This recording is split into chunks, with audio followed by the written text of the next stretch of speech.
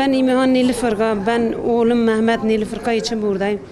Oğlum İzmir Ege Üniversitesi'nde okuyordu. HDP siyasi uzantısı oğlumu dağa kaçırdı. Dağda aç, susuz, perişan bir halde bıraktılar.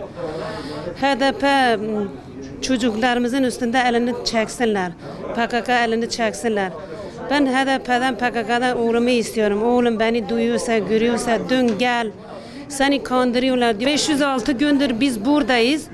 HDP milletvekilleri bu binaya girip çıkıyorlar, görmemezlikten geliyorlar, duymamazlıktan geliyorlar, bizimle dalga geçiyorlar.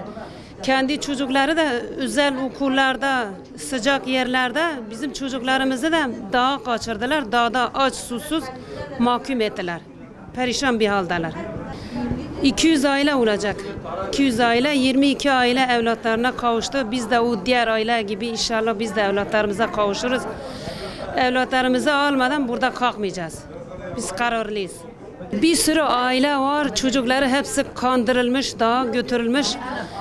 Korkuyorlar, gelmiyor. Gelin birlik, beraberlik olalım. Gelin evlatlarımızı o zalimlerin elinde kurtaralım. Çocuklarımızı o bataklıkta kurtaralım. Gelin.